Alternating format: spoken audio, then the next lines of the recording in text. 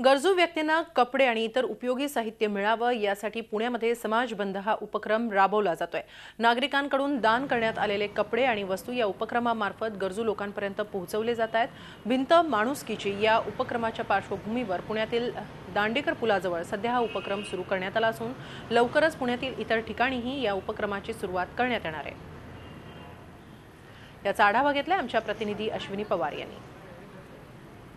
कोल्हापूर आणि लातूर शहरामध्ये यशस्वी ठरलेल्या भिंत माणुसकीची या उपक्रमाच्या पार्श्वभूमीवरती पुण्यामध्ये देखील असाच एक उपक्रम राबवण्यात येत आहे। समाज बंध या नावाने हा उपक्रम राबवण्यात येत आहे आणि या उपक्रमामध्ये गोरगरिबांना कपडे वाटले जात आहेत, जे कपडे इतर नागरिकांकडून गोळा केले जात आहेत आणि अशा प्रकारे त्याची एक भिंतच इथे लावण्यात आलेली आहे। आणि त्याचबरोबर इतर जे साहित्य आहे, मग ते शाळेचं असेल, स्टेशनरी साहित्य असेल किंवा चपला असतील, हे सगळं काही या गोरगरिबांना या उपक्रमामार्फत वाटण्यात येत आहे। आणि त्याचबरोबर आपल्याकडे जास्त असलेल्या ज्या वस्तू आहेत, ज्या आपण वापरत नाही परंतु चांगल्या स्थितीतल्या वस्तू जमा करण्याचं आवाहनही नागरिकांना करण्यात येत आहे।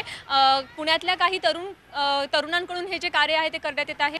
ॲक्च्युली नागपूर, कोल्हापूर आणि लातूर या ठिकाणी जो माणुसकीची भिंत उपक्रम सुरू झाला होता, त्याच्यामध्ये फक्त आपण हिवाळ्याचे कपडे घेत होतो आणि ते लोकांना देत होतो। पण आपला हा समाजबंध जो उपक्रम आहे तो एक सतत उपक्रम असणार आहे।